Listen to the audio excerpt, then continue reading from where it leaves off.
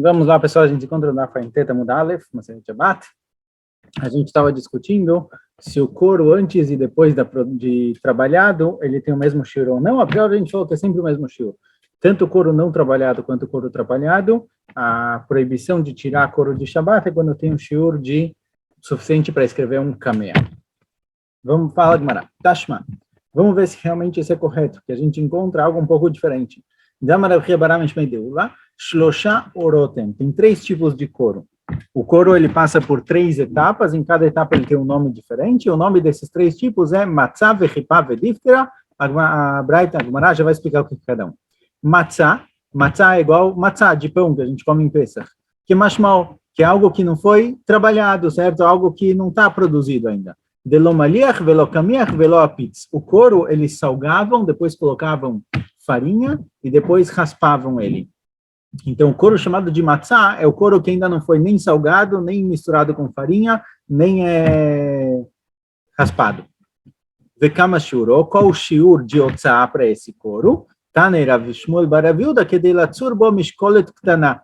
Se tem o suficiente para cobrir uma mishkolet é um peso, certo? Antigamente eles vendiam as coisas por peso, então cada vendedor tinha os seus pezinhos. Para o peso não estragar, não perder o peso, certo? Não raspar sem querer e perder, eles colocavam, embrulhavam isso num pedacinho de couro.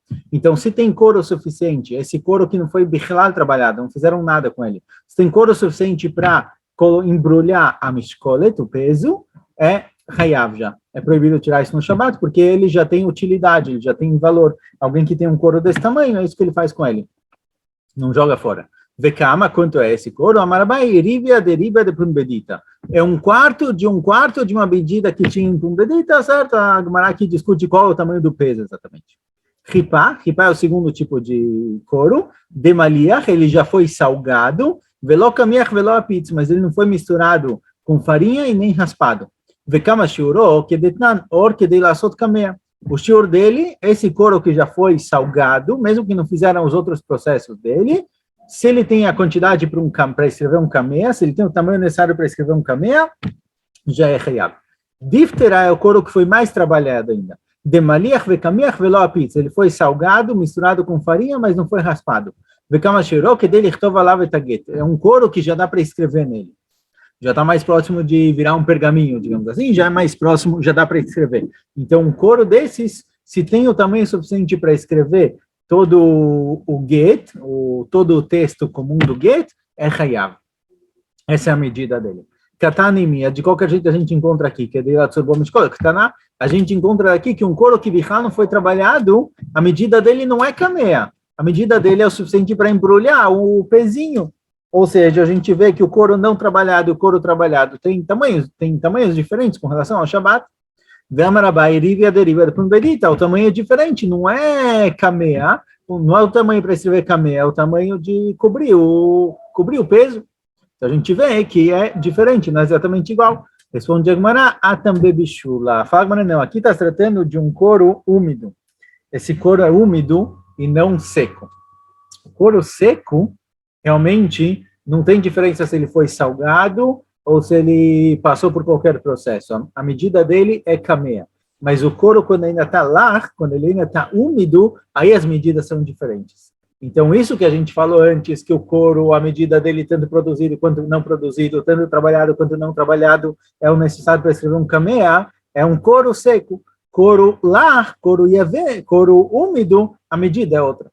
Veatnan, mas tem mais um mekor. Tem uma Mishnah que diz o seguinte: a beged shlosha le midras. Midras é algo que recebe impureza do metzorá. Se o metzorá pisou em alguma coisa, ou sentou em alguma coisa, ele impurifica isso como o próprio metzorá e fica 7 dias impuro, né? A purificação é um processo mais complicado.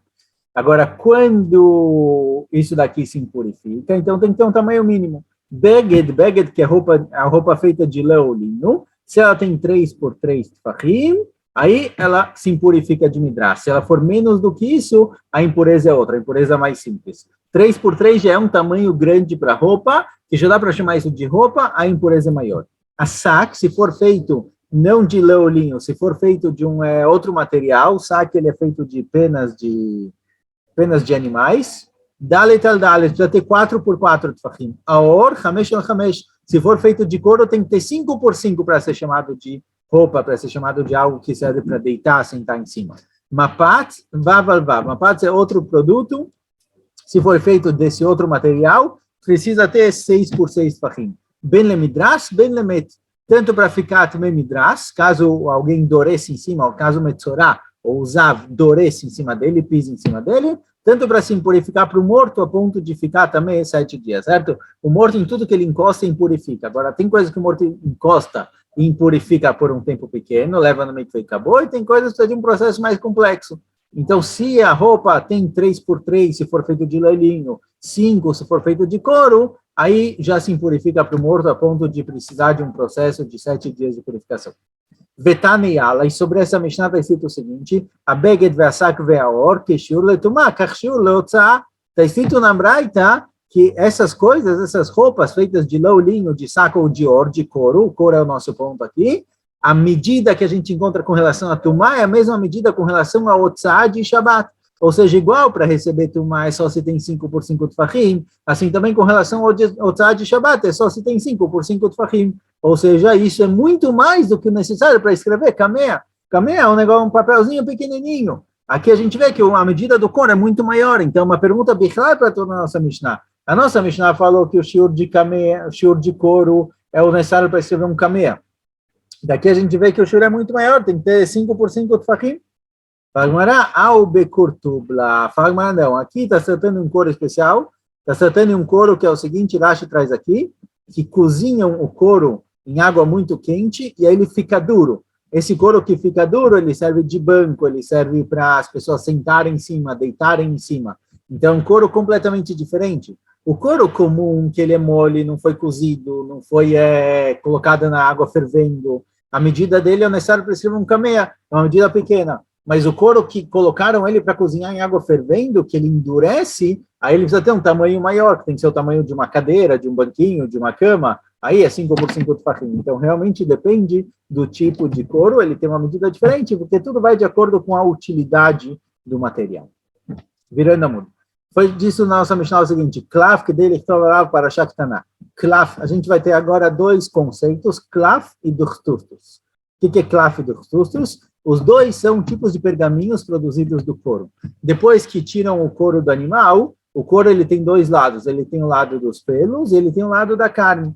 Um lado é chamado de klaf, o outro lado é chamado de duchtustus. Tem uma coloqueta aqui entre os Rishonim, qual é qual exatamente. Vamos deixar no genérico o lado específico, lá para frente a gente vê alguma questão um pouquinho mais ligada a isso. Mas tem uma parte que é chamada de klaf e tem uma parte que é chamada de duchtustus. Na Mishnah foi falado o seguinte, klaf que dele estava lá para Shaktaná. Então, o couro que serve foi produzido dele pergaminho, que dá para escrever nele. O shiur dele para ser hayav, de alguém que tirou de casa e levou para a rua no Shabbat, é o shiur que tem que ter espaço para escrever uma parashat Ktaná Shebat Filin, que é o Shema Israel e o Vehayim Shamoa. Se dá para escrever nele a parashat de Shema Israel e Vehayim Shamoa, já é hayav, é um shiur válido, é um valor válido do couro. Urminho, pergunta para a gente aprende em outro lugar o seguinte, klaf veduchtustus, que dele estava lá mezuzá. Está escrito que klaf veduchtustus, o riu, é escrever nele mezuzá. Desculpa, na mezuzá é Shema Vehayim Shamoa. No Tfilin está falando para Shaktaná Shebat Filin, que é o só o Shema Israel, que é uma medida menor. Porém, tem uma braita que diz klaf veduchtustus precisa do tamanho para escrever a parashá de mezuzá, que é Shema Vehayim Shamoa. Certo? Só uma pausa rapidinho, um minuto, deixa eu verificar uma coisa. Certo, continuando. A gente falou, na Mishnah foi falado o seguinte, que klaf, a medida dele é a medida para escrever nele uma parashá ktaná, e na Braita, porém, aparece que tanto klaf quanto duchtustus, a medida é para escrever uma mezuzá. Quer dizer, tem outra medida, não é a medida do tefilin, é a medida da mezuzá. Então, a priori, é uma contradição com a nossa Mishnah. Fala, mas mezuzá bechebat filin. Fala, não, quando está escrito aqui mezuzá, não é a mezuzá que a gente tem na porta, é a mezuzá do tefilin. O pergaminho colocado no tefilin, com as parashot do tefilin, isso daqui também é chamado de mezuzá. Então, não tem contradição. Tanto a nossa Mishnah que falou que klaf é parashá ktaná, quanto a Braita que falou que Klaf é para escrever uma mezuzá, os dois estão falando exatamente a mesma medida, porque mezuzá aqui não é a mezuzá da porta, é a mezuzá do tefilim. Pergunta Gamara, Vekara e Leu Tefilim mezuzá? Pergunta Gamara, será que em algum lugar a gente encontra que o tefilim é chamado de mezuzá? Está escrito a palavra mezuzá. Mezuzá, a priori, é o que você põe na porta. Em algum lugar a gente encontra que tefilim é chamado de mezuzá, para você explicar que o que está escrito aqui, mezuzá, na verdade a intenção é tefilim? Sim. Veatânia, tem uma braita que está escrito nela que o tefilim, tem uma braita na qual o tefilim é chamado de mezuzá. Está escrito na braita do seguinte, Reutzot tefilim matfilim metamot et hayadayim. Befnei atzmam en metamot et hayadayim. Chachamim decretaram que Kitvei HaKodesh, livros, Sefer Torah, Tanakh, Neviim e Ketuvim, eles eram escritos em pergaminhos, alguém que encosta nele, isso impurifica a mão das pessoas e a pessoa não pode comer trumá. Então, se o Cohen encostou no Sefer Torah, ele vai ter que fazer Netilat Yadayim antes de comer trumá. Por que eles decretaram isso? Porque o que os Kohanim começaram a fazer, ou as pessoas em geral, alguém que tinha trumá e queria guardar em algum lugar especial, fazer o seguinte, fala, olha, eu tenho em casa um Sefer Torah, eu tenho em casa Neviim, Ketuvim, onde eu vou guardar a minha trumá? A minha trumá tem Kedushá, vou guardar junto com o Sefer Torah, que é Kadosh. E dentro do Sefer Torah colocavam pedacinhos de pão, de trumá, ou do que for, trumá de qualquer fruta ou qualquer coisa. E aí, o que acontecia é que muitas vezes essa trumá vinha um ratinho que estava com fome, sentia o cheiro da comida, ia comer a trumá. Na hora que ele comia a trumá, ele acabava raspando e estragando também o Sefer Torah. Então, Ramim decretaram que Sefer Torah impurifica as mãos e impurifica a trumá, para as pessoas pararem de guardar a trumá dentro do Sefer Torah. O tefilim, ele tem parashot da Torá. Então, fala a Braita o seguinte, Reutzuot tefilim, as tiras do tefilim, ima tefilim metamot et hayadayim. Se as reutzuot, elas estão presas no tefilim, então quem encostou também na reutzuá, quem encostou também só nas tiras do tefilim, impurifica como o próprio tefilim, como os pergaminhos que estão no tefilim. Mas se tiver por si só, se a tira do tefilim estiver separada, aí não, o decreto é só sobre o tefilim mesmo, que ele inclui as parashot e o que tiver conectado, grudado nele, mas se estiver separado, não. Rabi Shimon ben Yehuda omer, Rabi Shimon anogea beretzuah tahor ad sheiga b'ktzitza. Rabi Shimon fala que não, quem encosta na retzuah, nas tiras do tefilim, ele está tahor. Só fica também, as mãos só ficam tumeot para impurificar a trumá, se a pessoa encostar na ktzitza, na casinha do tefilim. Rabi Zakai Mishum omer tahor ad sheiga b'mezuzah atzma. Rabi Zakai fala, não, mesmo a casinha do tefilim é tahor, a não ser que ele encoste nos pergaminhos. E aqui a gente vê na Braita que ele chama os pergaminhos do tefilim de mezuzah. Certo? Então, a gente pode concluir que a palavra mezuzá, às vezes, é usada como nome para o tefilim. Por isso, quando está escrito klaf para escrever Parashat Taná e klaf para escrever mezuzá, é a mesma coisa. Pergunta a Gemara, vem de Katan Sefer, klaf que dele estava lá Parashat Taná Shabbat Tefilim, Sheishma Israel, Michal Dereisha bemezuzá atzmaskinan. Fala Gemara, não, mas a continuação dessa braita, na continuação da braita, ou talvez a continuação da nossa Mishnah, deixa eu voltar aqui rapidinho.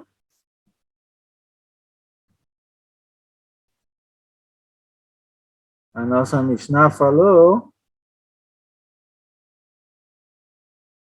um minutinho, Mishnah, não é essa.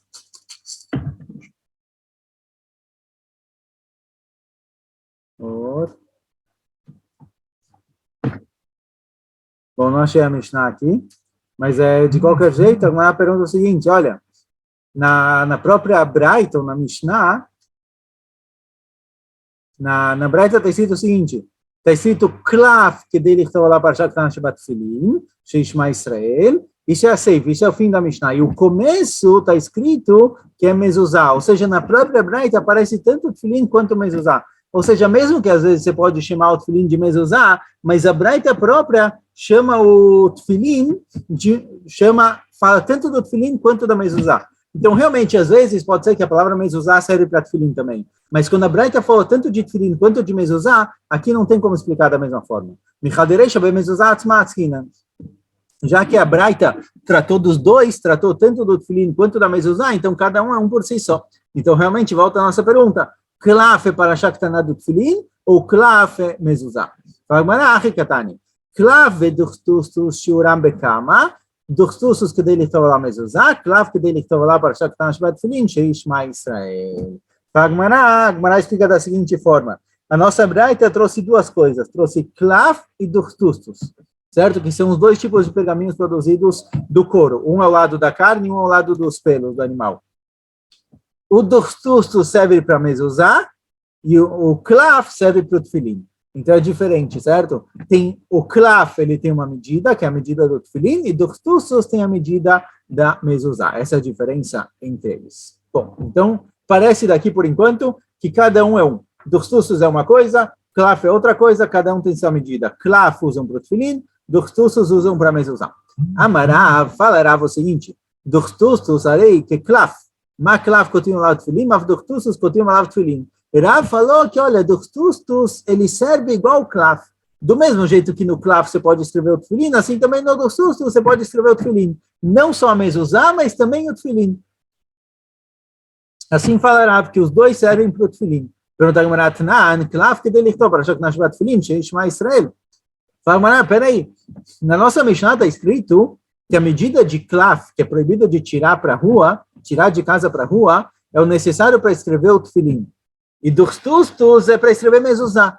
Parece que se eu tenho ductustus em casa, eu só vou ser hayav se eu escrever nele uma mezuzá, se tiver o tamanho para escrever uma mezuzá, e não para escrever uma parashá que está na do tefilim, que é uma coisa menor. Então parece que ductustus é só para mezuzá e claf é só para tefilim. Responde Rav, le mitzvah. Le mitzvah significa o seguinte, o ideal é que se eu vou escrever um tefilim eu use claf, e se eu vou escrever uma mezuzá eu use ductustus. E para o tefilim, o ideal é claf, mas se eu escrever no ductustus, também está kasher.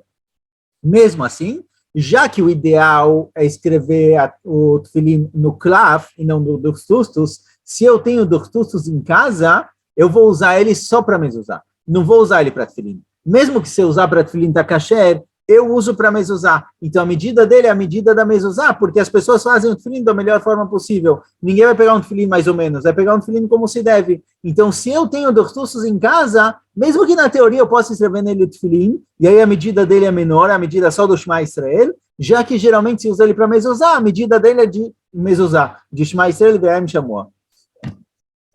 E não só o Shema Israel. Tashma, fala Braita. Alachá le Moshe Sinai, tefilin ala klaf, mezuzá ala ductustus. Está escrito na Braita o seguinte, que Alachá le Moshe Sinai, que tefilin se escreve no klaf e mezuzá no ductustus. É pergunta para Rav, que falou que tefilin também pode ser escrito no ductustus. Klaf bimkom basar, ductustus bimkom sear. O klaf é o lugar onde está a carne e ductustus é o lado dos pelos. Fala Gemara, le mitzvah. Aqui também, essa alachá Moshe Sinai, não é que se eu fizer diferente está pasul, essa alachá Moshe Sinai é kasher. É o mitzvah, desculpa, é o ideal. Então, clav, se eu vou escrever um tefilim, o ideal, a mitzvah ideal é que eu escreva isso no clav, que é o lado da carne. Mas se eu escrever no ductustus, que é o lado dos pelos, também está kasher. Então, não é pergunta para Rav. Rav falou que tefilim também pode escrever no ductustus, não tem problema nenhum. Pergunta a Gemara, Ve'atanya pasul. Pergunta a Gemara, está escrito na Braita que se eu mudei, está pasul. A Braita falou que ela Moshe Sinai que tefilin é no klaf, mitzvah no ductustus. E se eu inverti, está pasul. Então parece que eu escrevi tefilin no ductustus, está pasul, irá falou que está kasher. Fala a Gemara, a mezuzá. Não, essa Braita, que falou que se eu mudei, está pasul, é sobre a mezuzá. A mezuzá eu tenho que escrever no ductustus e não posso escrever no klaf. Mas o tefilim pode ser nos dois. Lechatchila no klaf, bediavad no ductustus. Ve'atanya, pergunta mais, tem uma braita que é mais comprida, que diz o seguinte, Shina bazé o bazé pasul. Tem uma braita que fala que se eu mudei os dois, está pasul. Dessa parece mais claramente que se eu escrever o tefilim no ductustus ou a mezuzá no klaf, está pasul. E aí fica kasher para Rav. Fala Gemara, ida a mezuzá. Fala Gemara, não, os dois estão falando da mezuzá. Veade katvino a klaf bimkom sear e name ductustus bimkom basar. Fala Gemara o seguinte, essa braita que está escrito que se eu mudei os dois está pasul, está falando da mezuzá. O problema é se eu pegar um klaf que é feito na parte do sear ou um ductustus que é feito na parte da carne. O ductustus, além de ser na parte dos pelos, geralmente, ele é mais fininho. Eles tiram uma capinha, uma tira dele a mais, uma capa dele a mais, ele é mais fino. Então, se eu fiz um klaf no lado do sear, ou se eu fiz um ductustus que é mais fino na parte da carne, para mezuzá está pasul. Ou seja, a Braita que falou que se eu mudei esse ou esse tá pasul, está falando se eu fiz o klaf no lugar errado ou o duxtustus no lugar errado. Mas com certeza, o tefilin pode ser escrito tanto nesse quanto nesse. E aí fica de acordo com a opinião de Rav. Aí não está kasher para Rav. Ou a gente pode falar que realmente é machloket tanaim. Tem uma machloket tanaim, se pode escrever tefilin no duxtustus. Rav falou que tefilin pode ser escrito tanto no klaf quanto no duxtustus. E tem uma braita, tem uma opinião que diz que não. Tefilin tem que ser só no klaf. Betânia, porque está escrito na braita é o seguinte, assim a gente encontra Shina bazé o bazé, pasul. Rabi Acha machshir mishum Rabi Achai bar Hanina. Está escrito aqui claramente uma discussão. Shina bazé o bazé, pasul. Se eu escrevi o tefilin no duxtustus e a mezuzá no klaf está pasul, e outra opinião fala que está kasher. Ou seja, Rav ele segue a opinião de Rabi Acha. Por isso ele permitiu escrever o tefilin nos dois. Ve'amri lá mishum Rabi Achai bar Hanina. E tem quem diga que Rabi Acha falou isso em nome de Rabi Achai bar Hanina e não Rabi Achai bar Hanina. Essa é a primeira explicação para explicar Rav. Rav falou que o tefilin pode ser escrito tanto no klaf, tanto no duxtustus, e aqui a gente vê que parece que não. A primeira explicação fala, olha, machloket tanaim. Rav seguiu uma opinião. Rav Papa Amar, Rav de Amar que Tana de Beit Menashe. Rav Papa fala, não, Rav ele seguiu Bichlal outro Tana, um Tana do Beit Midrash de Menashe, de Tana de Beit Menashe, assim aparece uma braita, num Tana de Beit Menashe, Katvala Niar, Vela Matlit, Psula, ala Klaf, Vela Gvil, Vela Duxtustus, Xerá. Está assim na braita é o seguinte, se foi escrito num papel ou num matlit, num pano, está pasul. Se for escrito no klaf, ou no gvil, ou no duxtustus, está kasher. Parece que tem alguma coisa que pode ser escrito tanto no klaf quanto no duxtustus. Pergunta a Papa, Katva Mai, escreveu o quê? Ilema mezuzá, se o assunto aqui é mezuzá, se esse é o tema, mezuzá, klaf mikatvinan, será que pode escrever a mezuzá no klaf? Certeza que não. Ela lava tefilin. Então não, então está se tratando aqui de tefilin, e parece que o tefilin pode ser escrito tanto no klaf quanto no duxtustus, então a gente encontrou um dos tanaim que ele segue a opinião de Rav, e aí Rav pode seguir essa opinião. Pergunta a Gemara, mas espera aí, tefilin, será que ele pode ser escrito no gvil? Gvil é o couro que foi trabalhado e foi raspado completamente. O tefilin não pode ser escrito nele. Então essa braita que falou que pode escrever alguma coisa tanto em klaf quanto em gvil, quanto em duxtustus, não está tratando de tefilin. Ela kitania e besefer Torah. Então essa braita bichal está falando de sefer Torah, é outro din. Então aqui essa braita não serve de fonte para Rav. De qualquer jeito, primeiro a gente perguntou, Rav permitiu escrever o tefilin tanto no klaf quanto no duxtustus, e a gente encontrou uma opinião que realmente fala que isso é permitido, e aí Rav ele segue essa opinião. Embora tenha uma braita que proíbe, é discussão entre os tanaim. Leima Messiah, Lei fala, olha, talvez a gente tenha uma braita que apoia a opinião de Rav. Está escrito na braita o seguinte, Kayotze bot filin shebalou besefer Torah shebalá, enosim mezuzá, lefishim moridim ikdushá chamurá, lekdushá kalá. Está escrito na braita o seguinte, um tefilin que estragou, ficou velho, ou um sefer Torah que ficou velho, eu não posso transformar eles em uma mezuzá, porque a kedushá da mezuzá é menor. Eu não posso transferir uma coisa de kedushá elevada, sefer Torah e tefilin, para uma kedushá menor, que é a da mezuzá. Parece que o único motivo, a única coisa que me impede de transformar um tefilin em mezuzá é porque eu estou diminuindo a kedushá.